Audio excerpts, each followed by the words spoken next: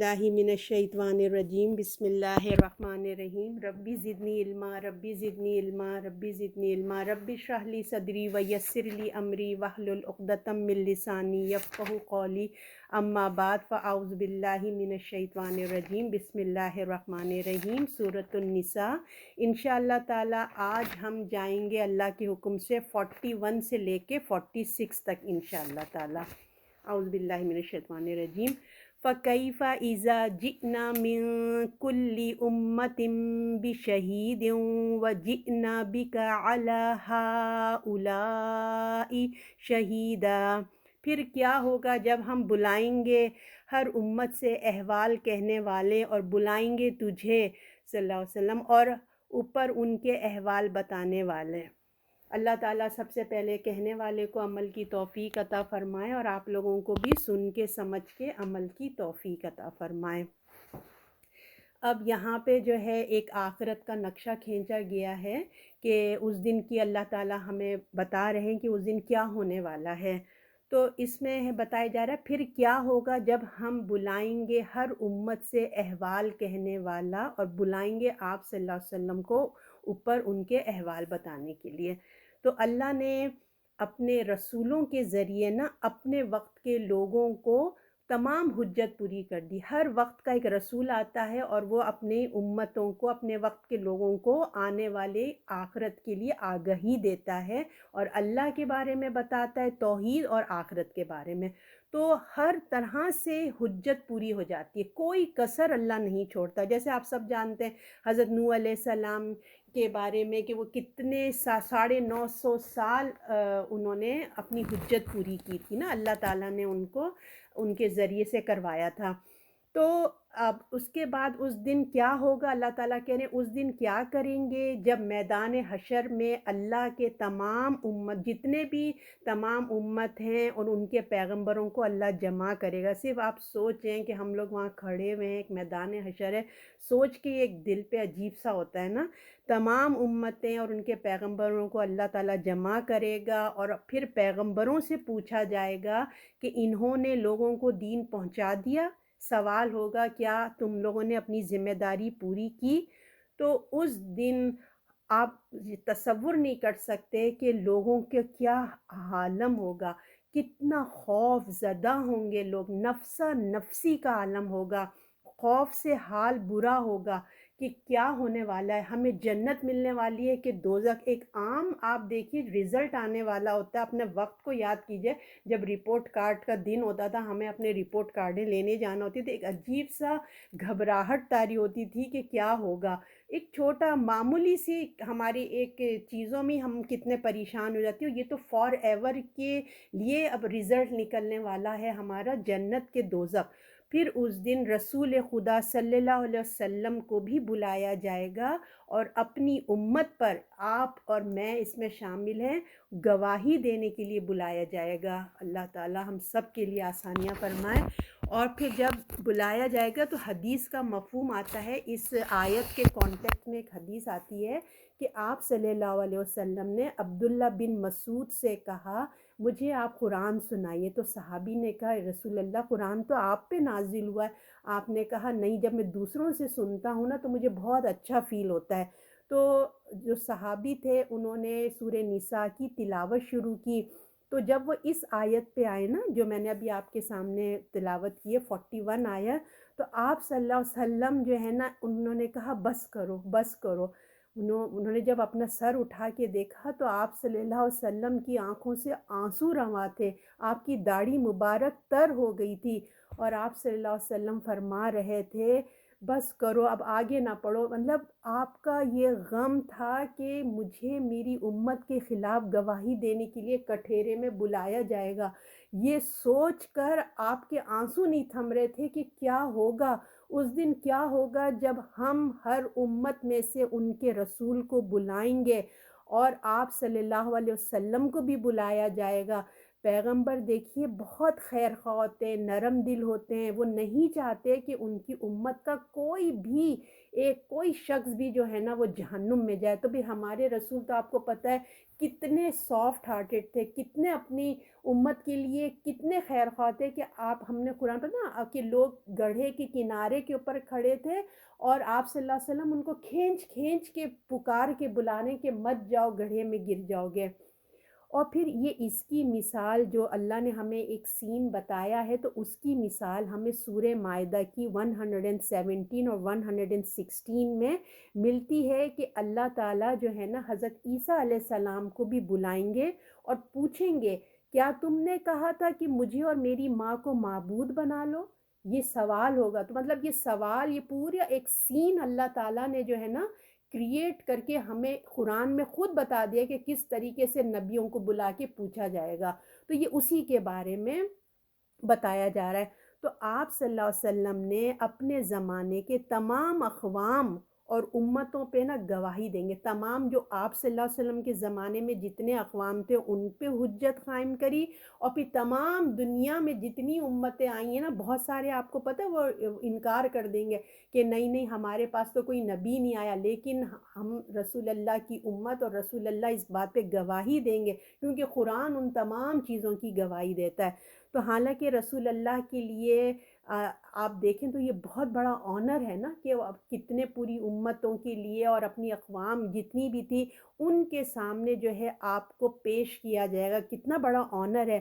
لیکن آپ کے لیے بہت تکلیف دہ بات بھی آپ صلی اللہ علیہ وسلم کے لیے کہ اپنی امت کے لوگوں کے لیے ان کے حق میں یا ان کے خلاف گواہی دینا ہوگا۔ اپنے لوگوں کے لیے اپنی امت کے خلاف گواہی دینا دیکھیے کوئی آسان بات نہیں ہوتی۔ اپنے لوگ ہی، اپنے رشتہ دار، اپنے چچا، اپنے سب فیملی والے، سب لوگوں کے اپنے جو رشتہ دار تھے اس وقت اہل قریش، ان سب کے خلاف رسول اللہ گواہی دیں گے۔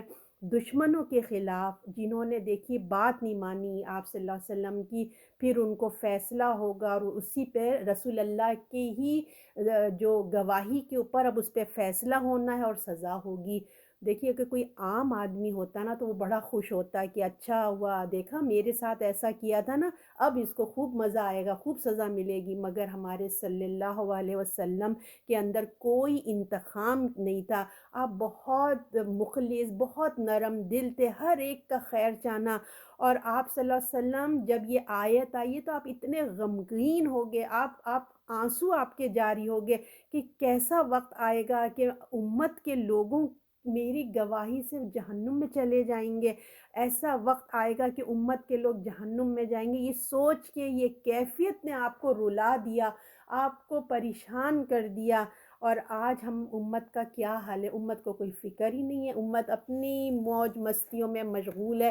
رسول اللہ ہمارے رو رو کے امتی امتی دعائیں کر کر کے چلے گئے، اور امت ہے کہ وہ اپنی ہی لغو دنیا میں کھوئی ہوئی ہے۔ اور جب حجۃ کا وداع کا خطبہ تھا نا تو آپ صلی اللہ علیہ وسلم نے فرمایا تھا، اب صحابی جتنے سارے اس وقت جو حج کرنے کے لیے آئے تھے، آپ نے پوچھا تھا کہ بتاؤ کہ کیا میں نے پیغام پہنچا دیا؟ تمام لوگوں نے کہا تھا جی رسول اللہ آپ نے پہنچا دیا۔ پھر آپ نے آسمان کی طرف انگلی کر کے کہا تھا کہ یا اللہ گواہ رہنا، یا اللہ گواہ رہنا، میں نے اپنی ذمہ داری ادا کر دی ہے، یہ لوگ گواہ ہیں کہ میں نے اپنا کام پورا کر دیا۔ تو آپ صلی اللہ علیہ وسلم نے فرمایا یہ اب تمہاری ذمہ داری ہے، جو لوگ یہاں نہیں ہیں یہ پیغام ان تک پہنچا دو۔ تو سن لیجئے، آپ لوگ بھی سن لیجئے، جو لوگ آپ یہاں ہیں اب یہ آپ کی ذمہ داری ہے کہ جو آج کلاس میں نہیں ہیں یا جو لوگ قرآن سے اٹیچ نہیں ہیں ان تک قرآن کا پہنچانا اب آپ کی ذمہ داری ہے۔ رسول اللہ ہم پہ ذمہ داری دے کے گئے ہیں کیونکہ ہم لوگ ختم نبوت ہے، اب کوئی رسول نہیں آئے گا، اس کی وجہ سے یہ ذمہ داری اب امت مسلمہ کو دے دی گئی ہے۔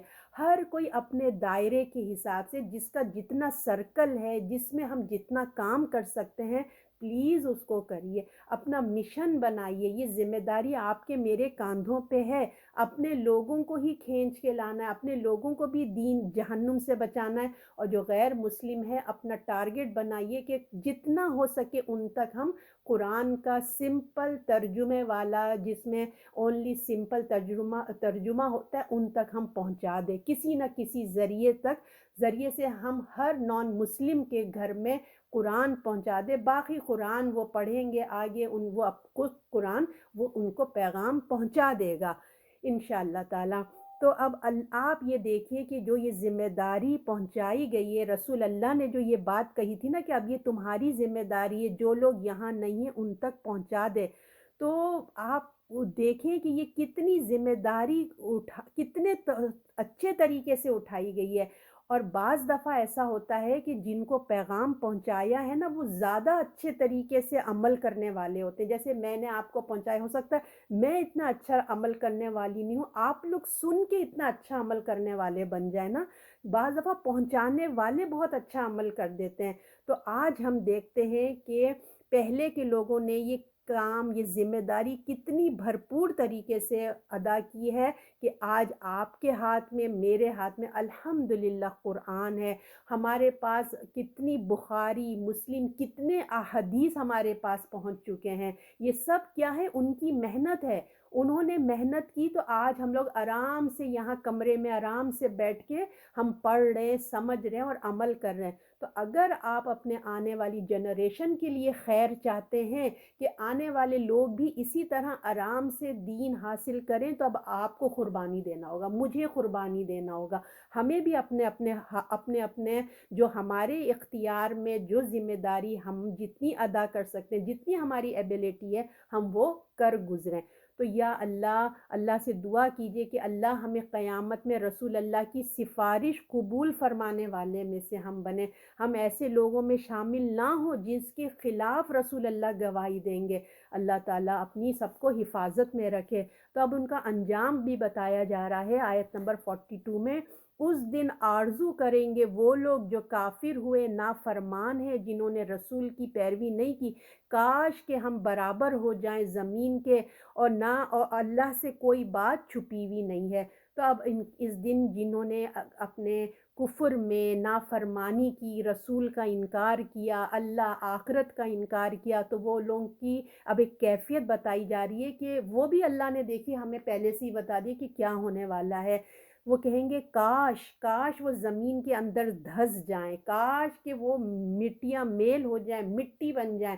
اس دن کوئی خدا سے، مطلب اللہ تعالیٰ کہہ رہے ہیں اس دن، آج تو تم بڑے دھوکے دے رہے ہو، سب کچھ کرو، لیکن اس دن خدا سے کوئی بات چھپا نہیں سکیں گے، کیونکہ اس دن مجرموں کے ہاتھ پاؤں جو ہے نا، تمام اعضاء خود ان کے خلاف گواہی دیں گے۔ جب انسان ہٹ دھرمی دکھائے گا نا تو اللہ اس کی زبان کو سیل کر دے گا، اس کی اسکن، اس کے ہاتھ پاؤں تمام جو ہے نا بول اٹھیں گے۔ اس دن انصاف کا دن ہوگا، فیصلہ ہوگا، ہر چھوٹی بڑی بات جو ہے نا وہ سامنے آ جائے گی۔ تو اللہ نے ہمیں کوئی بات ہم سے نہیں چھپائی، اللہ نے سب کچھ جو ہے ہمیں بیان کر دیا ہے۔ اس دن رسول کا انکار کرنے والے اور نافرمانی کرنے والے، اس میں صرف دیکھیے کافر نہیں ہوں گے کہ ہم لوگ بولیں کہ یہ تو ہمارے لیے نہیں، کیونکہ رسول کو مانا مگر رسول کی بات نہ مانی۔ جو لوگ رسول کا مسلمان ہیں، رسول اللہ پہ ایمان لاتے ہیں،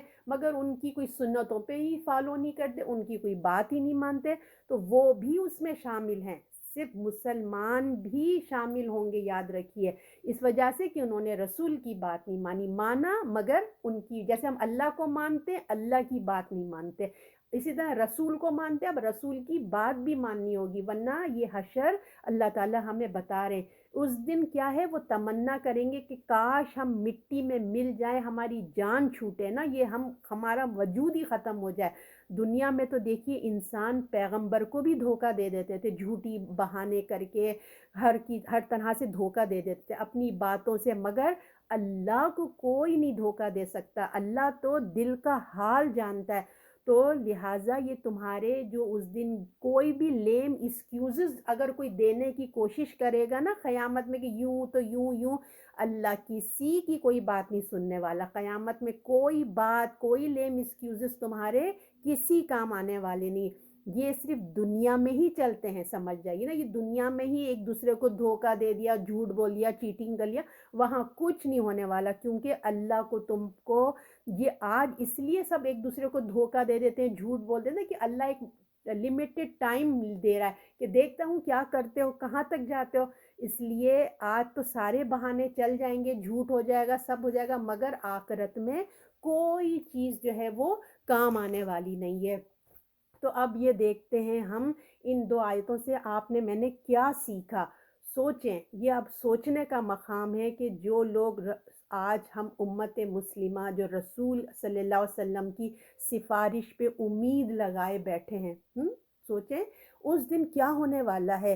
कितने लोग हैं कि कुछ नहीं बस रसूल के हम उम्मत की बस हम तो बख्शे-बख्शाए, है ना? रसूल की गवाही के बाद उम्मत के पास कोई बहाना नहीं रहेगा। तो अमल क्यों ना किया, है ना? अमल क्यों ना किया? बात ये क्यों ना किया? मुस्लिमीन जितना हमारी लाइब्रेरी है मुसलमानों की, हदीस, कुरान से भरी पड़ी हुई हैं। तो फिर देखिए जब हम तालीम ही हासिल नहीं करेंगे, जब खुद ही अमल नहीं करेंगे, तो दूसरों को हम क्या पहुँचाएँगे? ये हम ज़िम्मेदारी कैसे अदा करेंगे? और हमारे रस्म व रिवाज आप देख लें, चाहे वो खुशी के हों, चाहे गम के हों, सुन्नत तो नज़र ही नहीं आती। इल्ला के चंद घरों के अलावा मेजॉरिटी आजकल शादियों में क्या है, किस किस्म के रस्म रिवाज हो रहे हैं, मौत के ऊपर क्या हो रहा है, कितने बिदात आम हो गए। तो जिन्होंने रसूल अल्लाह को माना मगर उनकी सुन्नतों पे अमल ना किया, तो उस दिन की शर्मिंदगी, रुसवाई क्या होने वाली है। उस दिन जो है इंसान बर्दाश्त नहीं कर सकेगा, उस दिन की बर्दाश्त हम मतलब हमसे सवाल करेंगे, उस दिन कहा जाएगा कि क्या करके आए थे? और आपको पता है कि रसूल अल्लाह सल्लल्लाहु अलैहि वसल्लम खुद गवाही देंगे कि उम्मत मुस्लिमा ने कुरान को छोड़ दिया था। यानी कि वो कह देंगे कि उन्होंने कुरान को छोड़ दिया था, यानी कि उसने इम्पोर्टेंट ही नहीं दी है। अगर हम बचना चाहते हैं तो अल्लाह के रसूल को, अल्लाह की रसूल की नाफ़रमानी ना करें, क्योंकि देखिए इसकी सज़ा आखिरत में तो है ही है, दुनिया में भी जो है ना उसकी सज़ा आ सकती है। तो अल्लाह ताला आपको मुझे अपने रसूल अल्लाह सल्लल्लाहु अलैहि वसल्लम की पैरवी करने वाला बनाए। अब आयत नंबर 43, इसमें कहा जा रहा है, ए ईमान वालो, नमाज के नज़दीक न जाओ जिस वक्त के तुम नशे की हालत में हो, यहाँ तक कि तुम समझने लगो जो तुम कहते हो, ना जब गुस्ल की हाजत के वक्त या फिर राह चलते हुए यहाँ से कि तुम गुस्ल कर लो। और अगर तुम मरीज़ हो या ऊपर सफ़र में हो या आया हो कोई तुम में से बैतुल खुला से या पास गए हों औरतों के, फिर ना मिला पानी, तो इरादा करो मिट्टी पाक का, फिर मलो अपने मुंह और हाथ पे, बेशक अल्लाह माफ़ करने वाला बख्शने वाला। इस आयत से आपको अंदाज़ा हो गया कि ये आयत तयम्मुम की आयत आ रही है। तो अब इसमें हमें एक बहुत अच्छा अहकाम, हमारी जो उम्मत मुस्लिमा को सहूलत मिली, तोहफ़ा मिला उम्मत मुस्लिमा को, उसके बारे में इरशाद है। और बात कैसे शुरू हो रही है, ए ईमान वालों। तो जब ईमान वालों की बात आ जाती है तो अब ये ईमान वालों को, यानी कि आपकी मेरी ये अब ज़िम्मेदारी है, अब हमारी ईमान की आजमाइश है, अब हमारी ईमान को हमें सबूत देना है, इसलिए हमें बात को गौर से सुनना है और ताकि हम अमल कर सकें। तो अल्लाह ताला फरमाता है कि ए लोगो, तुम्हें जो अल्लाह ने, हमने पढ़ा था ना, पिछले पढ़ के आए कि जो इबादत का हुक्म दिया था हमको, तो इबादत में कि अल्लाह की बंदगी करो, हम पिछले लास्ट वीक यही पढ़ के आए थे। तो इबादत में जो सबसे बड़ी टॉप ऑफ द थिंग है ना, एक तो है कि अल्लाह के साथ शिर्क नहीं करना। जब हम अल्लाह के साथ शिर्क नहीं करेंगे तो सबसे पहले जो मेन थिंग है वो क्या है, नमाज, है ना। सबसे बड़ी ज़रूरी चीज़ है इबादत में नमाज। तो सबसे जब हम अपने रब के बंदे हैं, हम अपने सबसे पहले क्या, अपने रब के बंदे हैं, तो उसकी बंदगी के लिए हमें अल्लाह ने नमाज का हुक्म दिया है, उसकी बंदगी का हक है। हर मुसलमान को दिन में 5 वक्त की नमाज अदा करना है। तो इस इबादत नमाज को जब अदा करने का वक्त आए ना, तो उसके बाद अल्लाह ताला ने बताई है कि अगर तुम नशे की हालत में हो, समझे ये उस वक्त की बात है जब बतदरीज शराब का हुक्म को अब ख़त्म किया जा रहा है ना, तो वक्फे वक्फे से आयतें आई हैं, ठीक है। पहली आयत हमने सूरह बकरा में पढ़ी, अल्लाह ने कहा था ना कि नफ़ा ज़्यादा है, थोड़ा नफ़ा मगर नुकसान ज़्यादा है। अब हम सूरह माइदा में अल्लाह ने कहा कि अच्छा तुम पीते हो तो जब नशे की हालत में हो ना, तो नमाज के वक्त में तुम्हारे नशा नहीं होना चाहिए। अब ये दूसरी आयत है, फिर हम और आगे जाएंगे तो तीसरी आयत भी हमें, जहाँ मुकम्मल तौर पे अल्लाह ताला ने हराम कर दिया। تو اب یہاں پہ ایک تدریج کے ساتھ، ایک سسٹم کے ساتھ اللہ تعالیٰ منع کر رہے ہیں کہ اے ایمان والو نماز کے نزدیک نہ جاؤ جس وقت کہ تم نشے کی حالت میں ہو۔ تو منع کیا جا رہا ہے جب نماز کا وقت ہو، تمہیں وقت دن میں 5 وقت نماز پڑھنا ہے، تو جب تم نماز کی حالت میں آؤ، عبادت کے لیے ادا کرنے آؤ، تو اس وقت تمہیں نشے کی حالت میں نہ ہونا چاہیے، اس کے قریب بھی نہیں جاؤ جب تک کہ تمہارا نشہ اتر نہ جائے۔ تو نماز کا یہ ادب ہے، ٹھیک ہے نا۔ نماز اپنے، ہم کس کے آگے جا رہے ہیں؟ نماز اپنے پروردگار عالم جو دونوں جہاں کے عالم کے مالک ہیں ان کے آگے حاضری کا وقت ہے نا، عمل کا وقت ہے، حاضر ہونے کا ٹائم آ گیا، تو اپنے آپ کو اس کے سامنے ہمیں پیش کرنا ہے۔ یہ ایسا نہیں ہے کہ جس طرح دیکھیے دنیا کے باقی ہم کام ہو جاتے ہیں، بلکہ یہ ایک بندہ، ہم غلام اپنے رب کے آگے اپنی غلامی کی حیثیت سے اپنے عاجزی بندگی کی عاجزی ہماری ظاہری بھی ہے، ہم اپنے ایکشن سے بھی ظاہر کرتے ہیں، اور ہمارے اندر کا بھی جھکا ہونا چاہیے، ہمارا دل دماغ اللہ کے آگے جھک جائے، اللہ کے آگے سر تسلیم کرے۔ جیسے ہم سجدہ رکوع میں جاتے ہیں، بالکل اسی طریقے سے ہم اپنے اللہ کے آگے اپنے آپ کو، ہمارا دل جھک جائے، سمجھ رہے ہیں نا۔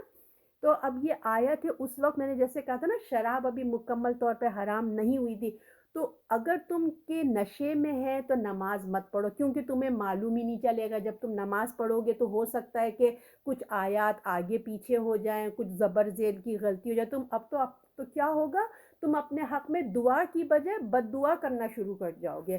تو اس سے دیکھیے ایک مسئلہ ہمارے سامنے خود بخود آپ لوگوں کے ذہنوں میں آئے گا نا، مسئلہ نکلتا ہے کہ نمازی کو پتہ ہونا چاہیے کہ وہ نماز میں کیا پڑھ رہا ہے۔ جیسے کہ ہم اگر پڑھ رہے ہیں، ہمیں نماز کے اذکار کا ترجمہ آنا چاہیے، یا ایٹ لیسٹ کہ ہم جو عربک پڑھ رہے ہیں اس کی تجوید جو ہے ہم صحیح پڑھ رہے ہیں نہیں پڑھ رہے ہیں، ہمارا دماغ کانشیس ہو کہ جو ہم پڑھ رہے ہیں وہ صحیح کر رہے ہیں کہ نہیں کر رہے ہیں۔ تو اب اس کا یہ مطلب بھی آپ مت لیں کہ اگر کسی کو ترجمہ نہیں آتا ہے اپنی نماز کا تو وہ نماز ہی نہیں پڑھے گا، ایسی بات نہیں ہے، اس کی نماز ہو جائے گی، کیونکہ نماز تو ہمیں ہر حال میں پڑھنا ہے، ہمارا دل چاہے ہمارا دل نہ چاہے ہمیں تو نماز پڑھنا ہی ہے۔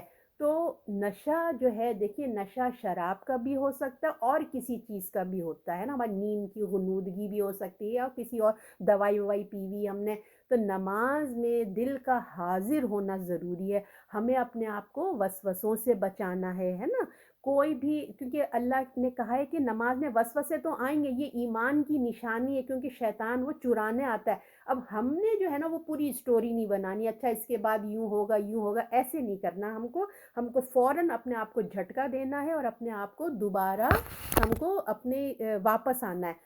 تو کوئی بھی چیز جو نماز میں خلل ڈالے نا، فار ایگزامپل ہم جانماز بچھائیں، اس میں کتنے نقش و نگار ہوتے ہیں، ہمارا دماغ نہ کھو جائے کہ او کتنی پیارا خانہ کعبہ بنا ہے، او برڈ بھی بیٹھی ہے، پھول بھی بیٹھے، نہیں، جو چیز ہمیں ڈسٹریکٹ کر رہی ہے نا، جو چیز ہماری توجہ ہٹا رہی ہے ہمیں وہاں سے ہٹا دینا چاہیے، چاہے وہ ہمارا دوپٹہ بھی ہو سکتا ہے، ہم اپنے دوپٹوں سے بار بار ہم پہ پہلے ہی آپ دوپٹے کو اچھے سے فکس کر لیں، یہ نہیں کہ بار بار دوپٹہ نکل رہا ہے اور ہم بار بار اس کو فکس کر رہے ہیں، بعض مرد لوگ اپنی داڑھی سے کھیلنا شروع کر دیتے ہیں، کوئی چیز ایسا نہیں ہونا چاہیے۔ اگر ہمیں بہت نیند آ رہی ہے تو ہمیں اس وقت بھی نماز کو دیکھ سمجھ کے پڑھنا چاہیے، چاہے ہمارے ارد گرد اگر شور غل ہو رہا ہے جس سے ہمارا کانسنٹریٹ نہیں ہو رہا ہے تو ہمیں اس کا بھی خیال کرنا چاہیے، اگر ہمیں بھوک لگ رہی ہے تو پہلے ہم کھانا کھا لیں، اگر ہمیں باتھ روم آ رہا ہے زور سے آ رہا ہے ہم نے ہولڈ کر کے رکھا ہے تو اگر پہلا یہ ہے، ہم لوگ ہوتے ہیں نا کہ ارے وضو چلا جائے گا جلدی سے پڑھ لیں، تو اگر واقعی اتنا ہے تو ہم کیا دماغ میں لائے گا، خالی اسی کو روکنے میں ہی اپنا کانسنٹریٹ کر رہے ہوں گے، تو لہٰذا پہلے واش روم جا کے اپنا سب فارغ ہو جائیں، اور دل لگا رہے نا، مطلب اس کو پھر دل جمعی سے ہم نماز ادا کریں۔ تو اب دوبارہ دوسری چیز کیا کہی جا رہی ہے، اے ایمان والو نماز کے نزدیک نہ جاؤ جس وقت کہ تم نشے میں ہو، یہاں تک کہ تم سمجھنے لگو جو تم کہتے ہو، تو سمجھ آ رہی ہے نا کہ جو ہم کہہ رہے ہیں ہمیں پتہ ہونا چاہیے کہ نماز میں ہم کیا پڑھ رہے ہیں۔ دوسری چیز بتائی جا رہی ہے کہ غسل حاجت کے وقت اور راہ چلتے ہوئے، اس میں دو باتیں بتائی گئی ہیں کہ اگر کہ تم کو حاجت ہے، اگر کہ تمہارے اندر ہوتا ہے نا میاں بیوی کے تعلقات اگر تمہارے ہوئے ہیں اور تم کو غسل کی حاجت ہے، یا اور بھی کوئی دوسری ہے، حیض ہے، نفاس ہے، یا مردوں کے بھی اگر ہوتا ہے نا ڈسچارج ہے، کوئی بھی ایسی کیفیت ہے جس سے آپ کو غسل واجب ہو گیا ہے، تو نماز کی اگر حالت میں ہے، ایسی حالت میں ہے، تو آپ جو ہیں مسجد میں نہ جائیں اور نہ نماز بھی ایسی حالت میں نہ پڑھیں جب تک کہ آپ غسل نہ کر لیں، ٹھیک ہے، جنابت کی ناپاکی کو آپ دور نہ کریں۔ تو جب تک غسل نہ کر لیں نماز کے قریب نہیں جائیں۔ اور دوسری بات ایک اور بتائی گئی ہے کہ مسجد میں بھی نہ جائیں ایسے لوگ، الا کہ کوئی کام ہو ضروری ہمیں گزرنا ہے، کیونکہ صحابہ کا جو گھر تھا نا پہلے، جو مسجد نبوی تھی، وہ ایسے ہم لوگوں کی طرح مسجد نہیں ہوتی تھی کہ ایک سپریٹ جگہ ہو، وہ آپ کو پتہ ہے کہ جہاں جگہ ملی وہ بنا لی۔ تو صحابہ کے گھر جو تھے نا وہ اس کے سراؤنڈنگ میں تھے، اس کے آس پاس تھے، ان کو اگر نکل کے کہیں اپنے گھر سے جانا ہے باہر تو وہ مسجد کے صحن میں سے ہی ہو کے جانا پڑتا ہے، سمجھ رہے ہیں نا؟ تو اب اگر وہ جنبی ہیں، انہوں نے غسل نہیں کیا ہوا ہے، تو اللہ تعالیٰ کہہ رہے ہیں ٹھیک ہے تمہاری نماز کی نیت نہیں ہونی چاہیے، بلکہ اب تمہیں گزران ہی ہے تو تم گزر کے ادھر سے چلے جاؤ، ٹھیک ہے نا، گزرو، مگر نماز سے جب تک اس وقت نہ آؤ جب تک کہ تمہارا غسل نہ ہو جائے۔ اب آگے بات ہو رہی ہے، اب تیمم کی بات شروع ہو رہی ہے۔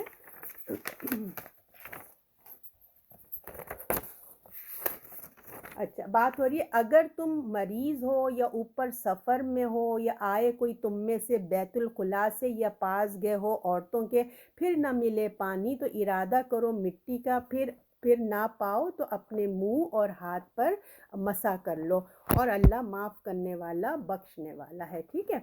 تو اب ہمیں اور اس کی بارے میں جو ہے تیمم کے بارے میں بتایا جا رہا ہے کہ دیکھیے ہم نے پیچھے کیا پڑھا تھا کہ جب اگر جو ہے اگر کہ ہم انفاق، جب ہم نے کرنے کی بات ہوئی تھی نا، انفاق جب ہم کو کرنا ہے تو اللہ نے کیا کہا تھا کہ شرک کے معاملے میں جو ہے تم نے ریا اپنے اللہ کی بندگی میں تم نے شرک نہیں کرنا ہے نا، اور انفاق کے بارے میں ہمیں کیا کہا تھا کہ تم نے جو ہے ریا سے نہیں، ریا یہ سب چیزیں نہیں ہونی چاہیے، انفاق میں شرک ریا کوئی چیز نہیں ہونی چاہیے۔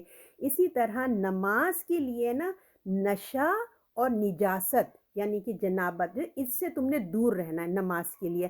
تو ایک دیکھیے ایک جسم کی پاکیزگی ہے اور ایک ذہن کی ہے نا، جب ہم نجاست میں ہوتے ہیں تو ہمارا جسم ناپاک ہوتا ہے، اور جو شراب کی حالت میں آپ جانتے ہیں کہ انسان کا جو ہے نا ذہنی کام نہیں کرتا، تو اب اللہ تعالیٰ اس میں بتا رہے ہیں کہ تم اگر مریض ہو، سفر میں ہو، ٹھیک ہے نا، یہ ہم کو بتایا جا رہا ہے کہ اگر تم غسل نہیں کر سکتے، جس کی وجہ سے ہم وضو نہیں کر، کسی وجہ سے غسل نہیں کر سکتے یا کسی وجہ سے وضو نہیں کرتے، کوئی معذوری ہے، تو کیا مجبوری ہے نا، کسی چیز کی مجبوری، تو اس کے بارے میں ہمیں یہ تیمم کا حکم بتایا گیا ہے۔ تو اس میں کیا کیا باتیں بتائی جا رہی ہیں کہ اگر تم ہو بیمار، سب سے پہلے کیا جا رہا ہے، اگر تم مریض ہو، ایسا مریض ہوتا ہے نا کسی پانی لگنے سے یا شاور لینے سے اس کا مرض بڑھ سکتا ہے، اس کا بخار بڑھ سکتا ہے، یا زخم ہے تو پانی ڈلنے سے اور بھی زخم آ سکتا ہے۔ تو اگر تم مریض ہو، بڑھ سکتا ہے، تو کیا ہے، تم نے تیمم کا طریقہ۔ نمبر 2 بتایا جا رہا ہے اگر تم سفر میں ہو، سفر ایسی آ سکتا ہے کہ ضرور آپ کے پاس ہو سکتا ہے پانی ہو، مگر اتنا پانی نہیں ہے کہ اگر آپ پانی پئیں تو غسل نہ کر سکیں، غسل کریں تو پانی نہیں پی سکیں، وضو کریں تو پانی پینے کے لیے نہیں ہوگا، تو ایسی سچویشنز میں اللہ نے کہا تم تیمم کر لو، ٹھیک ہے۔ اللہ تعالیٰ نے ہر جگہ ہم مسلمانوں کے لیے آسانی بتائی ہے۔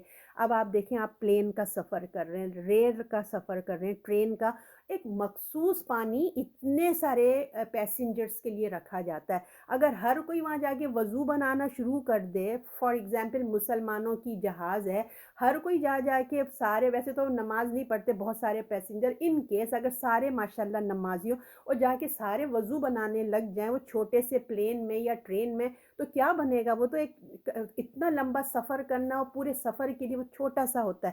تو اللہ تعالیٰ نے کہا دیکھو یہ غسل اور وضو نہیں ہو سکتا ان جگہوں پہ سفر میں، تو تم نے کیا کرنا ہے، تیمم، اپنے ساتھ کچھ مٹی رکھو سفر میں اور اس میں تیمم کر لو، ٹھیک۔ नंबर 3 बताया जा रहा है कि अगर तुम हाजत करके आओ, यानी कि बाथरूम यूज़ किया है और पानी नहीं मिल रहा है तुमको, तो कोई बात नहीं, मिट्टी के ढेलों से तुमने उससे साफ़ कर लो, ठीक है? या फिर वज़ू करना है तुमको, बाथरूम यूज़ करने के बाद पानी इतना नहीं है तो उसमें भी तुम तयम्मुम कर लो। और नंबर 4 पे बताया गया है कि अगर मियाँ बीवी के ताल्लुकात हुए हैं, मुलाकात हुई है, तो उसमें भी अगर तुमको पानी नहीं मिलता है तो क्या करना है तुमको? तयम्मुम कर लो। तयम्मुम क्या है? कोई पाक जगह देखकर अपना मुंह और हाथ पे मसा कर लो, यानी कि आपने मिट्टी में हाथ डाला, उसको झाड़ दिया और अपने मुंह के ऊपर लगा लिया, फिर आपने मिट्टी में हाथ डाला, उसको झाड़ा, और जिस तरह हम वज़ू के लिए करते हैं ना, एक हाथ के ऊपर दूसरा हाथ कर लेते हैं, ऐसा आपने कर लेना है, ठीक है? अब हमने ये तरीक़ा जो अल्लाह ने हमें बताया है कि तुम तयम्मुम कर लो अपने मुंह और हाथ पे, बेशक अल्लाह माफ़ करने वाला, बख्शने वाला है। तो अल्लाह ताला कहता है, मैं बख्शने वाला हूँ, माफ़ करने वाला हूँ और आसानियाँ पैदा करने वाला हूँ अपने बंदों के लिए। अल्लाह अपने बंदों के लिए आसानियाँ भी पैदा करता हूँ, और मैं कोई गलती भी हो जाए तो मैं माफ़ और दरगुज़र भी कर देता हूँ। अगर हम ये तयम्मुम का तरीक़ा देखते हैं ना कि मुंह और हाथ पे मसा करने से, तो देखिए हमें कैसा फ़ील होता है, हमें ऐसा लगता है कि ये पाकी कैसे हो गई, ये मिट्टी में एक यूँ हाथ डाला कैसे हो गई? लेकिन अल्लाह कहता है कि बस पाक हो गए। तो फिर अल्लाह ने क्यों कहा? अल्लाह ये भी तो कह सकते थे ना कि देखें, ज़रूरी था कि हम ये मिट्टी में एक हाथ डालते, मुँह पे डालते और हाथ पे ही कर लेते। अल्लाह ये कह देता कि तुम्हें कोई ज़रूरत नहीं कि ऐसी ही नमाज़ पढ़ लो, कह सकते थे ना। लेकिन देखिए, इसलिए कि हमको अल्लाह ताला ने हमें इसलिए कहा कि हम ज़हनी तौर पे ये महसूस करें कि हम पाकीज़गी हासिल कर रहे हैं। हम यूजुअली वज़ू बनाते हैं ना, ताकि हम वज़ू के नेमल बदल के हम एक की एहतमाम कर रहे हैं। हमें अपने परवरदिगार के हुज़ूर हाज़िर होना है, हाज़िरी है हमारी, हम अल्लाह के सामने खड़े हो रहे हैं, तो हम एक मेंटली प्रिपरेशन कर रहे हैं कि हम अपने आप को पाकी का ख़याल करके हम वो तयम्मुम कर रहे हैं। हम अल्लाह के हुज़ूर जाकर हमको जाके नमाज़ पढ़ना है, तो हमें पाक होना है, ये याद दहानी हम अपने आप को कराते हैं कि हम ऐसे नहीं गंदे-संदे अल्लाह के सामने पहुँच गए। क्योंकि देखिए, आम हालत में हम नमाज़ के लिए गुस्ल करते हैं, फिर वज़ू बनाते हैं, जिसको गुस्ल करना है वो गुस्ल करता है, जिसको वज़ू बनाना होता है वो वज़ू करता है। तो ज़हन में क्या होता है? पाकीज़गी आती है। पता होता है ना कि हमारा जिस्म गंदा है तो हमको गुस्ल की हाजत है, तो हम उसी मेंटल तरीके से रसूल अल्लाह की सुन्नत के मुताबिक जनाबत का गुस्ल करते हैं, है ना? पहले हम अपनी हाजत को जो होता है उसको इस्तिंजा करते हैं, फिर अपना हाथ धोते हैं और अपना जो है वज़ू के आज़ा करते हैं, और पाँव एंड में शावर लेके अपने अच्छे से सर के बालों को अच्छे धो के अपने जिस्म पे 3 दफ़ा पानी बहा के एंड में पाँव धो के आते हैं। तो ये गुस्ल हाजत जब हमारा हो जाता है, अब हम शावर में होते हैं तो अब हमको दूसरे अंदाज से होता है, लेकिन करना तो हमें यही तमाम स्टेप्स होते हैं ना। तो हम अपने ज़हन में करके जाते हैं कि हम पाक होने के जा रहे हैं, पाकीज़गी की याद ताज़ा करते हैं। तो जब आम हालत में आ जाते हैं, यानी कि जब तयम्मुम हम करते हैं, शावर नहीं ले रहे, तयम्मुम करते हैं, तो जब हम अपनी असल हालत में आ जाएँ, पानी हमको मिल जाए, तो फिर हम गुस्ल और वज़ू अपने से अपनी तहारत को हासिल कर लें, अपने आप को सुकून में ले आएँ। तो अपने ज़हन में ये याद रखना कि अल्लाह की बंदगी के लिए अपने आप को पाक करना है। हमको अपने जिस्म के साथ-साथ देखिए अपने ज़हन के जो गंदे ख़यालात हैं, दिल और ज़हन के गंदे ख़यालात को भी हमने पाक करना है, ठीक है ना? हम जिस्म को खाली शावर ले लें, लेकिन गंदे दिल और दिमाग में गंदे-गंदे ख़यालात रखें, ऐसा नहीं। अल्लाह को सारा मुसलमान पाकीज़ा चाहिए।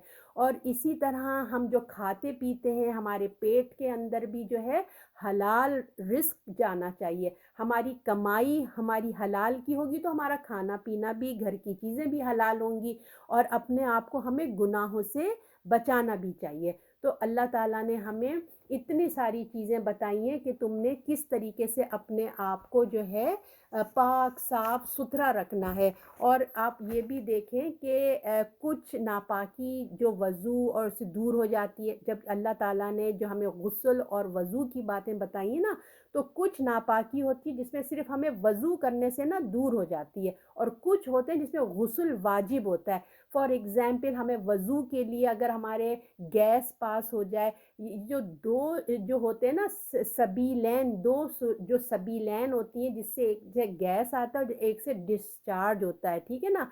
इन 2 जगहों से अगर कोई भी चीज़ लीक होती है, तो अगर कि वो नॉर्मल वे है तो उसमें सिर्फ़ वज़ू करना होता है, अगर बड़ी गंदगी हो गई है तो उसमें आपको जैसे जनाबत के लिए है ना, आपके गंदे ख़यालात की वजह से आप डिस्चार्ज हो गए तो उसमें आपको शावर लेना होगा।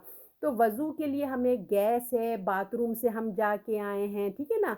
बाथरूम का इस्तेमाल किया है या सिर्फ़ मिनी हुई है ना, एक ख़यालात से एक चीज़ जो डिस्चार्ज हो जाती है, वो अगर आप इस्तिंजा करके आप सिर्फ़ वज़ू बना लें तो उससे काम हो जाता है। मगर जैसे हैज़ है, निफ़ास है, शौहर-बीवी का ताल्लुक़ है, ख्वाब हमने ख्वाब में कोई ऐसी फ़ीलिंग देख ली है जो हस्बैंड वाइफ़ के ताल्लुक़ से जो फ़ीलिंग्स आते हैं, ऐसी कोई चीज़ ख्वाब में आ गई है या सोते हुए हो गई है, लड़का हो या लड़की है, तो उसके ऊपर क्या होगी, जागते हुए या सोते हुए कभी भी अगर ऐसी फ़ीलिंग से हम डिस्चार्ज होते हैं तो उस पे गुस्ल वाजिब हो जाता है, नापाकी की हाजत आ जाती है। तो हमें नमाज़ के लिए, तवाफ़ के लिए, सई के लिए हमें जो है क्या करना है, पाकी चाहिए। हम ये तमाम चीज़ें नहीं कर सकते और मस्जिद में भी नहीं बैठ सकते।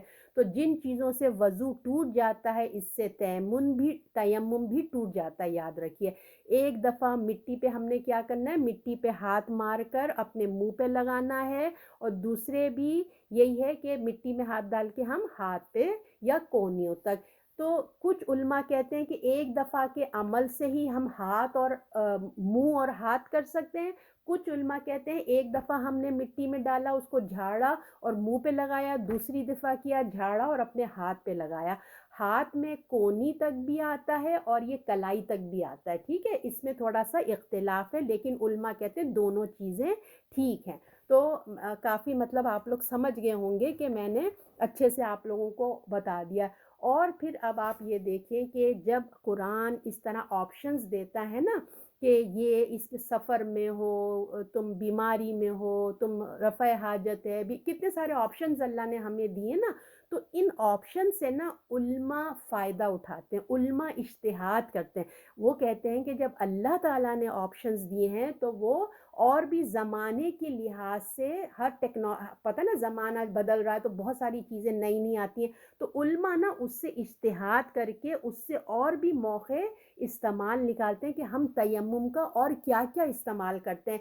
नए दौर में, नए जदीद तौर पे तो उल्मा इस पे इज्तिहाद करते हैं कि वज़ू और गुस्ल दोनों का एक तरीक़ा, जैसे मैंने आपको कहा ना तयम्मुम का होता है, तो उस पे उलमाओं ने कुछ बातें हमें और बताई हैं कि वो कहते हैं कि जैसे फ़जर की नमाज़ को क़ज़ा मत करो, ठीक है ना? अब बिलफ़र्ज़ कोई लड़का है या लड़की है, अब क्या होता है कि उसको बेड डिस्चार्ज हो गया, कुछ भी सोते-सोते हो गया, तो क्या होता है कि अब उठे, अब बिल्कुल 5 मिनट रह रहे हैं, नमाज़ का वक़्त जा रहा है, शावर लेने का टाइम नहीं है। तो उलमा कहते हैं कि फटाफट तयम्मुम करो, ठीक है? अपने घर में मिट्टी रखो और फ़ौरन जो है अपनी नमाज़ करो, फिर नमाज़ के बाद जो भी तुमको शावर लेना है, तुम शावर ले लो। ये नमाज़ होगी, उसको लौटाने की ज़रूरत नहीं है। इसी तरह मियाँ-बीवी का ताल्लुक़, ठीक है ना?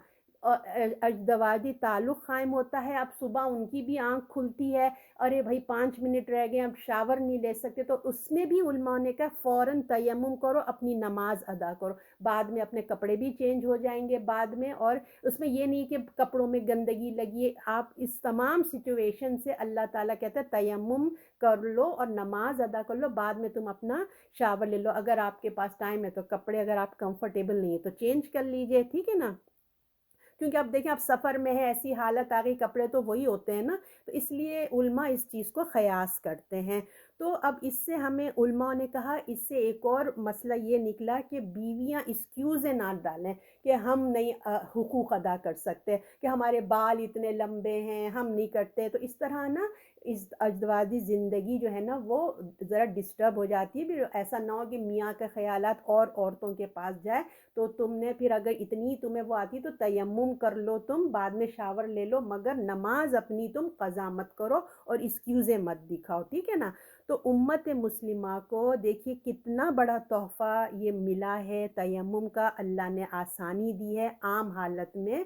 अगर इसको हम मतलब ये इमरजेंसी के हालात में अल्लाह ने दे दिया, और कभी मतलब आम घरी के हालात में बीमारी है ये सब केसेस हो जाएं तो अल्लाह ताला कहते हैं कि तुम उससे फ़ायदा उठा लो।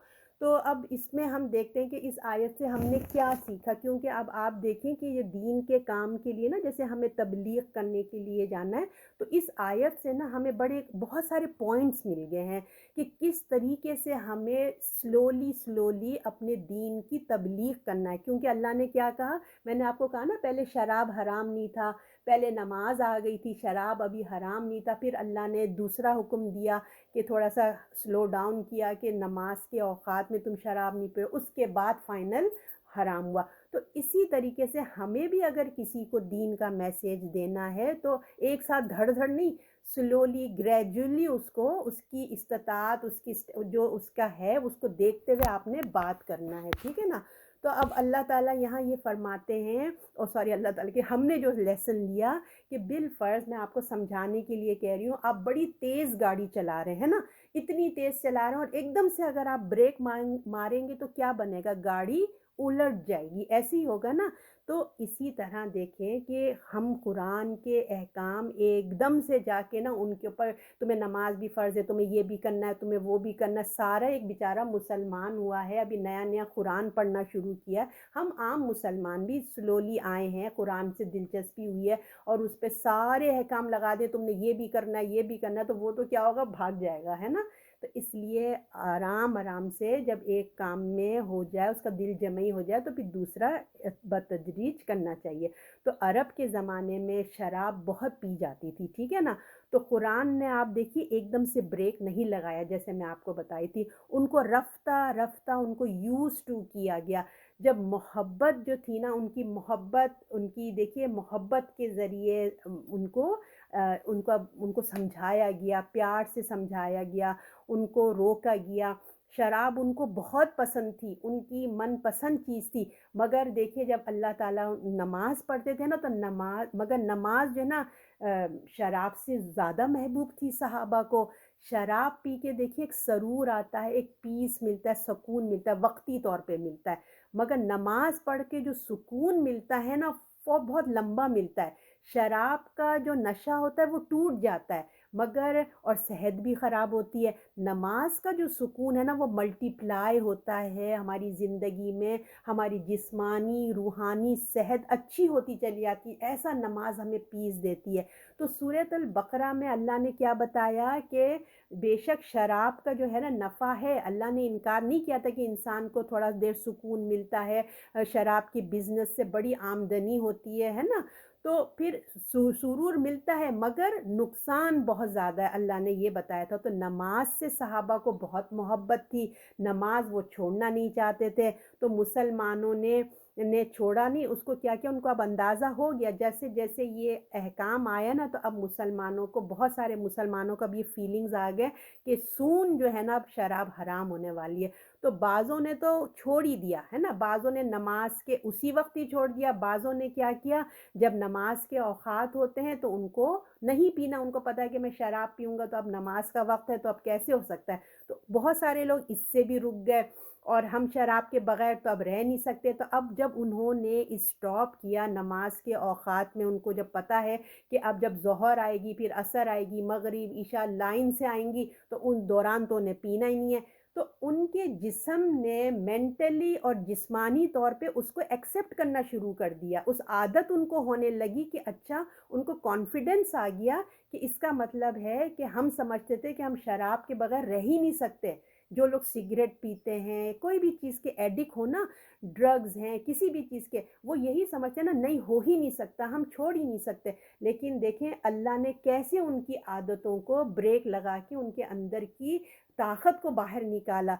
तो अब उसके बाद जब फाइनल हुक्म आ गया ना, تو ان کو مشکل ہی نہیں رہی شراب چھوڑنا۔ تو یہ ہے ہمارے دین کا اصول کہ کس طرح اللہ تعالیٰ اسٹیپ بائی اسٹیپ جو ہے ان کو کس طریقے سے ان سے کام کرائے۔ تو ہمارے لیے بھی یہی لیسن ہے کہ ہم جو بھی قرآن پڑھنے والے نیو آتے ہیں، ہمارے بچے ہیں، جو کچھ ہم ان کو محبت، غصے کو تو اپنا ختم ہی کر دیجئے، سمجھ لیجئے، پیار محبت سے سمجھائیے، اسٹیپ بائی اسٹیپ کریے، انشاءاللہ اللہ تعالیٰ ضرور کامیابی دے گا۔ اب آیت نمبر 44، اب اس میں کہہ رہے ہیں کیا تم نے انہیں نہ دیکھا جنہیں کتاب سے کچھ حصہ ملا، وہ گمراہی خریدتے ہیں اور چاہتے ہیں کہ تم بھی راہ سے بھٹک جاؤ۔ تو اب قرآن مجید اللہ تعالیٰ کی ایک کامل کتاب ہے، جو قرآن ایک بالکل کمپلیٹ ورژن ہے، دوسرے اس کے حصے کی طرح، کیونکہ آپ کو پتہ ہے نا کہ دوسری کتاب آنی تھی، قرآن نے آنا تھا، تو اس لیے وہ لوگوں نے کتنا چینج کر دیا۔ آپ جانتے ہیں اللہ نے ان کتابوں کی ذمہ داری نہیں لی تھی، قرآن کی ذمہ داری اللہ تعالیٰ نے لی ہے۔ تو لہٰذا جن کو یہ کتاب کا حصہ ملا، یعنی کہ یہود، نصارہ، توریت، انجیل جو ان کو ملی تھی، تو سب سے زیادہ دیکھیے ان سے ایکسپیکٹیشن تھی کہ جب جب آئے گا، قرآن شریف کتاب آئے گی، تو سب سے پہلے آگے بڑھ کر اس کو وہ لے لیں گے، ہے نا، اس کو ویلکم کریں گے۔ مگر ان کا تو عجیب ہی حال ہو گیا ہے نا، بجائے اس کے کہ لینے کے، وہ تو اگینسٹ ہی ہو گئے، وہ لوگ تو ہدایت کے بجائے کیا ہوئے، گمراہی ہو گئے۔ اب میں آیت پڑھتی ہوں، دیکھیں، کیا تو نے انہیں نہ دیکھا جنہیں کتاب سے کچھ حصہ ملا؟ کون؟ یہودی، نصارہ، جن کو توریت اور انجیل کے ان کو بھی ملے، وہ گمراہی خریدتے ہیں، بجائے اس کے کہ جب قرآن شریف آ گیا وہ ایمان لاتے ہیں، اور اپنی کتابوں کو بھی انہوں نے کتنا چینج کر دیا، آپ جانتے ہیں، اپنی شریعت ہی انہوں نے الگ کر دی تھی، اور چاہتے ہیں کہ تم بھی راہ سے بھٹک جاؤ۔ اب ان کی خواہش کیا ہوگی، ہم تو بھٹکے ہی بھٹکے، یہ لوگ بھی راہ سے ہٹ جائیں۔ تو ان کو قبول کرنا تھا، الگ بات ہے، ان کو قبول تو الگ بات ہے، وہ ساری محنت، توانائی اور کوشش اس میں لگا دی کہ مسلمان بھی قرآن کے قریب نہ آئے، قرآن کو سمجھے ہی نہیں، علم اور عمل سے دور ہو گئے، اور اپنی حسد اور اپنی خواہشات کی پیروی کرنے کی وجہ سے اپنی خواہشوں کو کیا کر دیا، خود بھی نہ کریں، اور مسلمانوں کو بھی جو ہے نا وہ چاہتے تھے کہ کسی طرح یہ مسلمان بھی جو ہے نا قریب ہی نہ آئے۔ تو انہوں نے اپنی کتابوں کو کتنا بدل دیا، رسول اللہ کے دشمن بن گئے، اپنی ہدایت کے بدلے انہوں نے کیا کر لیا، گمراہی خرید لی۔ حالانکہ ان کے پاس دو نور تھے، ایک تو اپنی کتاب پر ایمان لانا، اور پھر رسول اللہ جب آ جائیں گے ان پر ایمان لانا، نور علی نور وہ بن سکتے تھے، مزید ثواب کما سکتے تھے، مگر ان کی حسد، دیکھیں ایک گروہ تھا، یہ مت سمجھیں کہ سب کے سب ہے، ایک ہمیشہ ایک گروہ ہی ایسا کام کرتا ہے، تو کیا خود تو گمراہ ہوئے ہی، مسلمانوں کی بھی ہے نا یہ کان بھرتے تھے کہ یہ قرآن، یہ اسلام، یہ رسول کے خلاف جو ہے نا کان بھرتے رہتے تھے کہ یہ صحیح نہیں ہے، یہ سب نا غلط چیزیں ہیں، ان کے قریب نہ جانا۔ تو اللہ تعالیٰ نے کہا کہ ان سے جو امید تھی انہوں نے تو الٹا ہی کر کے دکھا دیا، خود بھی بہکے اور دوسروں کو بھی بہکا رہے تھے۔ آیت نمبر 45، اور اللہ تمہارے دشمنوں کو جانتا ہے، اور اللہ کافی ہے اور حمایتی ہے، مددگار ہے۔ تو اللہ رب العزت کہہ رہے ہیں، مسلمانوں کو تسلی دے رہے ہیں، اللہ تمہارے ان دشمنوں سے بے خبر نہیں ہے، جو ان کی چالیں ہیں، ان کی شرارتیں ہیں، اللہ خوب واقف ہے، ان کی ہر چال کو اللہ تعالیٰ ناکام بنا دے گا۔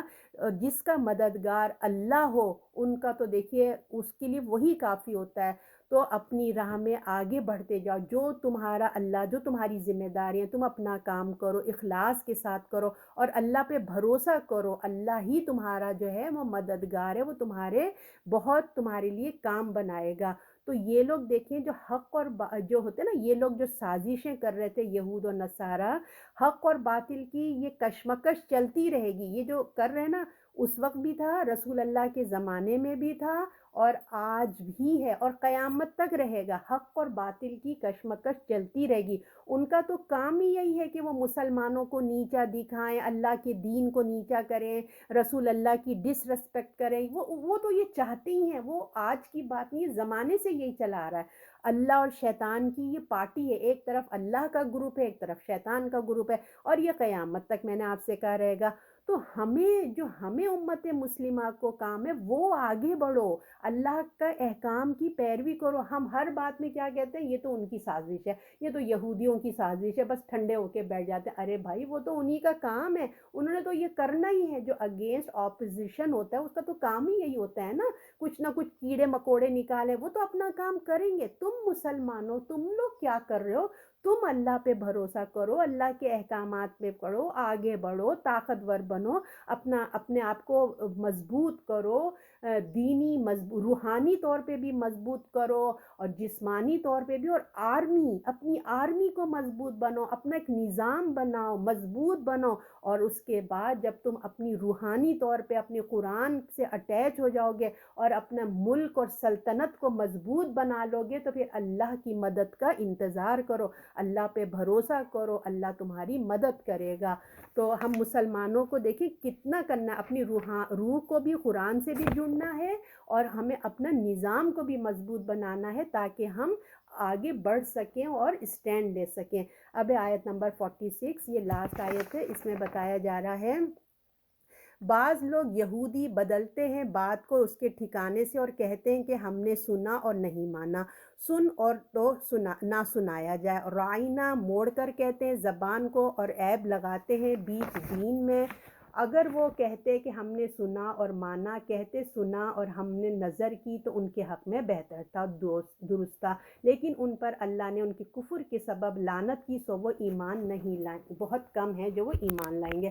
پھر ان کے ایک گروپ کا تذکرہ ہو رہا ہے کہ منافقین جو تھے نا، جو آپ کو پتہ ہے نا یہودی جو تھے حق کے مقابلے میں انسان، دیکھیے اس میں اس آیت میں یہ بتایا جا رہا ہے کہ جب حق کے مقابلے میں جو حق آیا، ماننے کی بجائے ضد میں آ گئے، اتنا آگے بڑھ گئے اپنی ضد میں کہ انہیں اپنی آخرت کا فکر نہیں رہا۔ تو جو مسلمانوں میں ایک گروہ شامل ہو گیا تھا نا، وہ کیا تھے؟ بظاہر آپ کو پتہ ہے نا وہ کلمہ پڑھتے، اندر سے وہ کفر تھا، ان کے منافق تھے، مگر لوگوں کو ظاہر کرتے تھے کہ ہم مسلمان ہیں۔ تو منافق بظاہر کلمہ پڑھ کے مسلمانوں کی بیچ میں آ کے بیٹھتے، نماز پڑھتے، درس و تدریس میں جاتے ہیں نا، تو کیونکہ اسلام ترقی کر رہا تھا تو وہ تو بس ان کے فائدے لوٹنے اور اندر سے جڑیں کاٹنے کے لیے یہ بیچ میں آ جاتے تھے۔ تو سامنے اس لیے نہیں آتے تھے، اپنے آپ کو ایکسپوز اس لیے نہیں کرتے تھے، انہیں پتا تھا کہ ہمارا کیا انجام ہوگا۔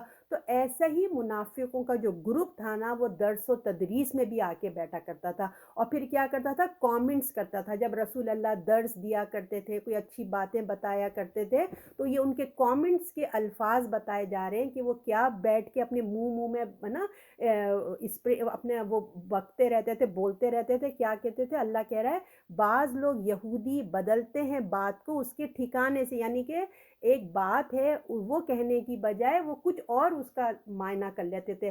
فار ایگزامپل اللہ نے یہاں 3 ایگزامپلز دی ہیں، وہ کہتے ہیں ہم نے سنا اور نہیں مانا، یعنی کہ رسول اللہ کہہ رہے ہیں، ایک درس دے رہے ہیں، وہ کہتے ہیں سنو، وہ کیا کہتے ہیں؟ بجائے ان کو یہ کہنا چاہیے تھا نا ہم نے سنا اور ہم نے اطاعت کی، نہیں، وہ کیا کہتے تھے؟ ہم نے سنا اور نہیں مانا، الفاظوں کو وہ بدل دیتے تھے، ٹھیک ہے نا۔ تو وہ لوگوں کو تو بیوقوف بناتے تھے، اپنا کامنٹس پاس کرتے، اگر کسی نے سن لیا، کسی صحابہ نے سن لیا بالفرض ہے نا، وہ کہتے کہ تم نے کیا کہا؟ وہ کہتے نہیں نہیں، تمہارے کان خراب ہیں، تم نے کیا سنا؟ ہم نے تو یہی کہا سمینا و اطعنا۔ دیکھیں کیونکہ پہلا ورڈ تو سمینا تھا نا، تو وہ تو صحیح کہا انہوں نے۔ اتینا کو اسینا سے بدل دیتے تھے، تو وہ کہتے تھے اپنا غصہ نکالنا نا، سمینا سہنا کہتے تھے۔ اگر جیسے صحابہ نے کہا تو فوراً کہتے تھے کہ تم جو ہے نا، تم نے ہی اپنی کچھ غلط سن لیا ہے، ہم تو ایسے کیوں کہیں گے، اور ان کی بات کو وہ رد کر دیا کرتے تھے۔ اسی طریقے سے دوسری بات کو بتایا گیا کہ سنو نہ سنایا جائے، ہے نا، سنو، دیکھو سنو سنو رسول اللہ کی بات سنو، اور آہستے سے کہتے ان کی تو بات کوئی سنے ہی نہ، ایسے کر کے نا اپنے گروپ میں آنکھوں میں دیکھ کے ہنس لیتے، کامنٹس پاس کر دیتے۔ اور تیسری بات جو ہم نے رائنا، آپ کو یاد ہوگا سورہ بقرہ میں بھی پڑھا تھا، منہ دبا کے پڑھتے۔ رائنا ہوتا ہے کہ جیسے ہم کہتے ہیں نا، ہم جیسے کوئی درس دے رہا، ہمیں کوئی پوائنٹ سمجھ نہیں آئے، ہم کہتے ہیں پلیز ہمیں سمجھ نہیں آئے، ایک دفعہ اور بتا دیجئے، ایسے ہی کہتے ہیں نا۔ تو وہ لوگ کیا کہتے تھے، اس کو منہ دبا کے زبان کو ذرا سا وہ کر کے نا اس کو بگاڑ کے بات کرتے، وہ رسول اللہ کی انسلٹ کرتے تھے، اے بکری کے چرانے والے، جسٹ لائک ایسے کر کے نا اپنے منہ میں بڑبڑاتے اور اپنے آپ کو بس خوش ہو جاتے ایک دوسرے کو دیکھ کے کہ ہم نے تو نا اپنی دل کی بھڑاس نکال دی اور رسول اللہ نعوذ باللہ ان کو برا کہہ دیا۔ تو اب اللہ تعالیٰ کہتے ہیں کہ ان پہ زبان پہ عیب نکالتے، یعنی کہ یہ جو رسول اللہ کو برا بھلا کہہ رہے ہیں یا اپنے عیب لگا رہے ہیں، وہ یعنی کہ اللہ کے دین کو لگا رہے ہیں نا، یہ عیب لگاتے ہیں دین میں بھی، یعنی کہ اگر یہ رسول اللہ کو بول رہے ہیں تو یہ رسول اللہ کس کا دین پیش کر رہے ہیں؟ اللہ کا دین پیش کر رہے ہیں نا۔ تو یہ تو تم اپنا ہی لاس کر رہے ہو۔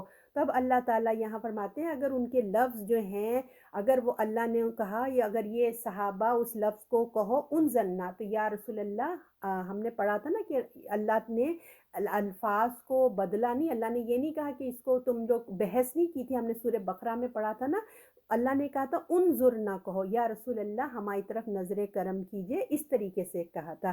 تو اگر ان کے الفاظ کوئی مسلمان سمجھ جاتا، جیسے میں نے آپ کو کہا تھا نا یہ تمام الفاظ، تو وہ کہتے تم نے ایسا کیوں کرا، وہ کہتے ہیں تم نے کیا، ہم نے نہیں بدلا، تو پھر وہ دوسرے مسلمان کہتے بھئی بدگمانی نہ کرو، بدگمانی اچھی چیز نہیں ہے، تو وہ پھر مسلمان خاموش ہو جاتے، کچھ نہیں بولتے۔ تو یہودی آپ صلی اللہ علیہ وسلم پر جیسے کہ عیب لگاتے ہیں اور یہ نبی ہیں سب نا، مطلب وہ چاہتے تھے کہ یہ اگر نبی ہے نا تو یہ کیوں نہیں ہمارے ٹرکس کو پکڑ لیتے، یہ تو اگر نبی ہیں تو ان کو پتہ ہونا چاہیے کہ ہم کیسے زبان اروڑ مروڑ کے بات کر رہے ہیں۔ تو آپ کی جو ہے نا طنز کرتے، آپ صلی اللہ علیہ وسلم کو کہتے کہ یا تو یہ دین غلط ہے یا رسول ہی نہیں ہے، اس طرح کی باتیں کرتے اور اللہ کے رسول اور اللہ کے اوپر۔ تو آپ صلی اللہ علیہ وسلم کے ساتھ جو آپ کی دین پیش کر رہے ہیں، چاہتے تھے کہ اللہ کا دین اور رسول اللہ دونوں کو جو ہے نا اس کا معیار گرا دے، اس لیے یہ ان کی کوششیں ہوتی تھی۔ اب اللہ تعالیٰ کہہ رہے ہیں کہ اگر آپ آگے کی آیت میں کہہ رہے ہیں اگر وہ کہتے ہم نے سنا اور مانا، اور کہتے کہ سنا اور ہم نے نظر کی، تو ان کے حق میں بہتر ہوتا۔ تو اب اللہ تعالیٰ کہہ رہے ہیں کہ اب ان کو ہدایت کی جا رہی ہے کہ اگر وہ ایسا نہ کرتے تو ان کے حق میں بہتر ہوتا۔ وہ جو ہے ذو معنی جو استعمال کر رہے ہیں نا، اپنے الفاظوں کو جو جگہ بدل رہے ہیں، اچھی الفاظ ادا کر دیتے ہیں، اپنے الفاظوں سے اگر اچھا بولتے اس کو قبول کرتے تو مطلب اللہ تعالیٰ اس کو پسند کرتا، اگر وہ ذو معنی کی بجائے اگر اچھی بات کرتے تو اللہ کو زیادہ اچھا لگتا۔ کہ دیکھیں اللہ تعالیٰ کتنے مہربان اللہ ہیں کہ اللہ تعالیٰ نے ان کی اصلاح کی اور ان کو بتا رہے کہ تم اگر ایسے نہ کرتے تو اچھا ہوتا، کیونکہ یہ دیکھیں نا ابھی بھی وقت ہے، اللہ تعالیٰ وقت و مہلت دیتے ہیں کہ تم اپنی اصلاح کر لو تاکہ جو ہے ان کی یہ خرابی دور ہو جائے ان کی زندگی میں۔ تو اللہ تعالیٰ نے کہا دیکھو اگر تم کہتے اسینا مطلب سمینا و اطانا، اگر تم کہتے ہم نے سنا اور ہم نے مانا، ہے نا، اسینا کی جگہ یعنی کہ انہوں نے پہلے کہا تھا نا سمینا و اسینا، اگر تم یہ کہنے کی بجائے اگر تم کہتے اطانا ہم نے فرما برداری کی تو کتنا اچھا ہوتا۔ اور جو تم نے یہ کہا ونظرنا اور وسمینا، اور تم نے جو پہلی آیت تھا نا وسمینا غیر مسموعہ، تم نے جو کہا سنو اور نہ سنو، اگر تم اس کی جگہ کہتے سن لیتے تو تمہارے لیے کتنا اچھا ہوتا۔ اسی طرح رائنا کی بجائے اگر تم انظرنا کہتے کہ ہماری طرف توجہ کرے تو یہ تمہارے لیے زیادہ بہتر ہوتا۔ تو اللہ نے ان کے کفر کے سبب اس کی بھی سزا کیا ہوئی، دیکھیں ان کی اس ایٹیٹیوڈ پہ اللہ نے کیا سزا دی، تو درست ہوتا، لیکن ان پر اللہ نے ان کے کفر کے سبب لعنت کی، سو وہ ایمان نہیں لاتے مگر بہت کم۔ ان کے اس ایٹیٹیوڈ کی وجہ سے اللہ نے ان کے کفر کے سبب اپنی رحمت سے ان کو دور کیا، ان کو ہدایت سے ان کو دور کر دیا۔ دیکھیں یہ لوگ جو اہل کتاب کے ہوتے تھے، رسول خدا کے ساتھ اتنی بدتمیزی کی ان پہ، ان کے اس حرکت کی وجہ سے جو گروپ تھا اس پر اللہ کی لعنت ہوگی، جس کا نتیجہ یہ ہوا کہ ان کے بمشکل ہیں جو لوگ ایمان کی دولت سے وہ ان کی محروم ہوئے، تھوڑے ہی لوگ ہیں جو وہ ایمان لاتے ہیں۔ کس قدر ڈینجر بات ہے دیکھیے اللہ تعالیٰ ہم کو اپنی حفاظت میں رکھے۔ اللہ کے رسول آج نہیں ہیں، لیکن جب ہم حدیث سیرہ سنتے ہیں نا تو ہمارے سامنے ایسے ہی ہے جیسے رسول اللہ ہمیں حدیث سنا رہے ہیں، ہمارے محفل میں بیٹھے ہیں۔ جب بھی رسول اللہ کی سیرہ ہو، قرآن کی محفل کا ادب تو آپ سبھی جانتے ہیں، لیکن سیرہ کی محفل اور حدیث کی محفل کا بھی یہی ہے ادب کہ جیسے رسول اللہ ہمارے سامنے ہوں اور ہم ان کی حدیث سن رہے ہیں۔ تو اب ہم نے اس آیت سے کیا لیسن لیا؟ دیکھیں، ہم نے یہ دیکھا کہ با ادب با نصیب، بے ادب بے نصیب۔ آج ہم اپنے لیے لیسن لیں گے کہ آج ہمارے یہاں معاشرے میں اپنے استاد کا مذاق بنانا، اس کے سامنے جواب دینا کو بہت اسمارٹنس سمجھنے لگ گئے ہیں۔ آج کی جنریشن سمجھتی ہے استاد کے سامنے پاؤں پھیلا کے بیٹھنا، بدتمیزی کرنا بہت بہت اسمارٹنس سمجھا جاتا ہے۔ کچھ کہنا، اگر ٹیچر کچھ کہہ رہا ہے ہم اس کو بہت سمجھتے ہیں کہ ہم نے کچھ بولا تو ٹیچر نے کہا تم نے کیوں بولا، اور نہیں آپ نے غلط سنا، میں تو یوں کہہ رہی تھی، پھر ساری کلاس مل کے ہنستی ہے۔ یہ تمام چیزیں جو ہے نا بہت بدتمیزی میں آتی ہیں۔ اسلام میں استاد کا، آپ کو پتہ ہے نا، ماں باپ کے بعد استاد کا ادب ہے۔ شاگرد، استاد ہو یا شاگرد ہو، قلم ہو یعنی کہ پین، کاغذ، کتاب، بہت عزت ہے ہمارے اسلام میں۔ ہمیں اپنے بچوں کو، ہمیں خود بھی اپنی اصلاح کرنی چاہیے اور ہمیں اپنے بچوں کو ان کا ادب سکھانا بہت ضروری ہے، بتانا چاہیے۔ ہماری اسلامی تہذیب جو ہے وہ ہم کو بتانا ہے کہ علم ہمیں کیسے لینا ہے، ہمیں اپنے استاد کا کیسے ادب کرنا ہے۔ ہمیں صرف دینا نہیں چاہیے بلکہ اللہ سے بھی اجر لینا ہے۔ ہمیں صرف علم حاصل نہیں کرنا کہ اسکول گئے علم حاصل نہیں، بلکہ ہمیں اپنے اللہ سے بھی اجر لینا ہے نا، صحیح ادب کے ساتھ علم حاصل کرنا ہے۔ استاد دیکھیے عمر کے لحاظ سے استاد نہیں ہوتا، رتبے کا لحاظ سے استاد ہوتا ہے۔ ہو سکتا ہے ایک بیٹی اپنی ماں کو علم دیتی ہو، قرآن کی کلاس سے لیتی ہو، علم دیتی ہو، جب تک وہ قرآن کی کلاس لے رہی ہے تو ماں اپنی بیٹی کا ادب لحاظ کرے گی کیونکہ وہ استاد ہے۔ لیکن جب وہ گھر جائیں گے، ٹھیک ہے نا، تو کیا ہوگا، بیٹی کا اب ماں کا رتبہ بڑا ہو گیا، بیٹی اس سے نیچے، جب تک کہ استاد کی کنڈیشن میں وہ استاد ہے۔ اس طرح رتبے کا ہے۔ تو کس طرح سے دیکھیے رسول اللہ استاد بھی ہیں، رسول پیغمبر بھی تھے، اس وقت منافقین کس طریقے سے رسول اللہ کو پریشان کرتے تھے۔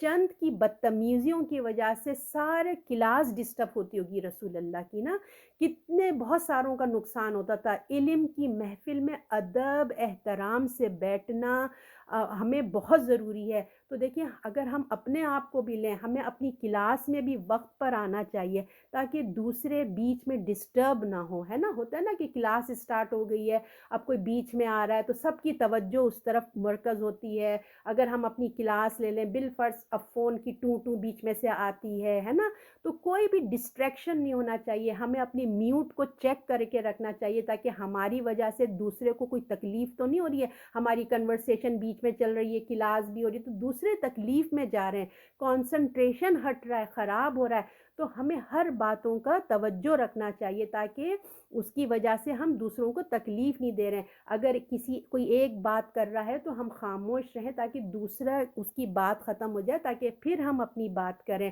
تو تمام چیزوں کے ہمیں اس کو ادب اس کے خیال رکھنا چاہیے۔ تو منافقوں کو یہاں اللہ نصیحت کی گئی ہے کہ اگر وہ اپنے طور طریقے ٹھیک کر لے تو اچھا ہوتا۔ اب نا بولا جا رہا ہے کہ ان کو بتایا جا رہا ہے کہ اپنے طریقوں کو ٹھیک کرو، ٹھیک ہے نا۔ ان کے اس رویے کی وجہ سے دیکھیں کتنا بڑا لاس ہوا، ان پہ اللہ کی لعنت کر دی گئی ہے۔ اللہ کو کوئی میٹر نہیں ہے کہ تم محفلوں میں آ کے بیٹھو، پیپرز میں ایک گریڈ لے لو، اللہ کو تمہارے گریڈوں سے کوئی میٹر نہیں ہے، تم ٹیسٹوں میں اے لے لو، مگر تمہارے اندر تہذیب ہی نہیں ہے۔ تم اپنی کلاس میں، تمہیں اپنی قرآن کی محفل کا، حدیث کی محفل کا تمہیں ادب لحاظ ہی نہیں ہے، مگر تم پڑھنے میں بہت اچھے ہو، تم اے گریڈ لے لو۔ اللہ کو کوئی میٹر نہیں ہے۔ اللہ تو دیکھے گا کہ تم نے قرآن کا کتنا ادب کیا، استاد کا تم نے کتنا ادب دیکھا، اللہ یہ دیکھے گا، جس کی وجہ سے ان کے پاس ان کے ایمان ان کا چلا گیا۔ کیا وجہ سے؟ کہ وہ اپنے استاد کی بے ادبی کی انہوں نے۔ کتنا دیکھیے وہ تو رسول خدا تھے نا، تو اس کی وجہ سے اللہ ہمیں بھی بتا رہے ہیں کہ قرآن کی محفل کا ادب کرو۔ یہ نہیں کہ کلاس ہو رہی ہے اور آپ لیکچر چل رہا ہے اور آپ ادھر ادھر کچن کے کام کر رہے ہیں یا اور کسی کاموں میں مصروف ہیں۔ چھوڑ دیں سب چیزیں، آ کے اپنے لیکچر کو نوٹ کریں، پوائنٹس نوٹ کریں، اپنے ٹیکسٹ کو سارے پوائنٹس بنائیے، اپنے نوٹس بنائیے۔ تو ایمان نہ لا سکے، ان کو اتنی بڑی سزا ملی ہے، رسول کی محفل میں سب کچھ سنا مگر ایمان نہ لا سکے، اور بے برکتی ہوگی، بے ادبی کی وجہ سے ان دنیا میں بھی ان کو ہدایت نہ مل سکی اور آخرت میں بھی جنت کا راستہ نہ پا سکے، بہت لاس ہو گیا۔ تو جو عاجزی سے سنے گا، دیکھیں یہ ان کے لیے باتیں نہیں ہیں، یہ یاد رکھیے ان کو سنایا جا رہا ہے، ان کے بارے میں بات ہو رہی ہے، سنا مجھے اور آپ کو جا رہا ہے۔ ہم بھی قرآن حدیث کی کلاسیں لیتے ہیں، ہم بھی اپنے ایٹیٹیوڈز کو دیکھ لیں کہ ہم کیا کر رہے ہوتے ہیں ان کلاس کے درمیان، کیا سب کچھ چھوڑ کے متوجہ ہو جاتے ہیں جب ہمارے رسول کی سیرہ ہوتی ہے، یا ہم اپنی دنیا کے کاموں میں ہوتے ہیں۔ ہم کو ادب لحاظ کا خیال رکھنا کہ بظاہر رسول اللہ نہیں ہے مگر رسول اللہ کا ذکر ہو رہا ہے، تو ان کے علم اور عمل میں برکت دے گا۔ جو اچھے عاجزی سے کرے گا، اللہ ان کے علم اور عمل اور صحت میں بھی برکت آئے گی۔ تو اللہ ہم کو علم کی محفل کا ادب سکھائے، برکت عطا فرمائے۔ اور پھر دیکھیے، مگر ہم یہ دیکھتے ہیں کہ کتنے لوگ، آپ دیکھ رہے ہیں، ہم پاکستان میں دیکھ رہے ہیں، ہر جگہ دیکھ رہے ہیں، کتنے لوگ علم حاصل کر رہے ہیں، مدرسے کے مدرسے بھرے ہوئے ہیں، ہے نا، کتنے ہو رہے ہیں، مگر کچھ اتنے باعمل نظر ہی نہیں آ رہے۔ کچھ پہ کچھ، مطلب کچھ ہے کچھ نہیں ہے، مطلب کیا وجہ ہے کہ باعمل نہیں؟ علم اتنا حاصل ہو رہا ہے، ڈگریاں لے رہے ہیں، عالم بن بن کے نکل رہے ہیں، حافظ بن بن کر کے مدرسے کے مدرسے ختم ہو رہے ہیں، مگر اب کیا وجہ ہے کہ باعمل لوگ نظر نہیں آ رہے؟ تو اس کا جواب دیکھیے ہمارے پاس خود ہے، کہ ہم خود کتنی توجہ اور کتنی محنت سے ہم علم حاصل کر رہے ہیں اور ہم کیا کر رہے ہیں۔ یہ سب اپنے اپنے اوپر، ہم سب کے اوپر یہ کوشچن مارک ہے، اور اس کا جواب ہم خود دے سکتے ہیں۔ تو اللہ تعالی ہمیں اپنے قرآن اور محفلوں میں ہمیں ادب اور احترام سکھائے، تاکہ اللہ نہ کرے کہ ہماری بے ادبی کی وجہ سے، اللہ نہ کرے ہم سے اللہ کی ناراضگی آ جائے۔ صدق اللہ العظیم۔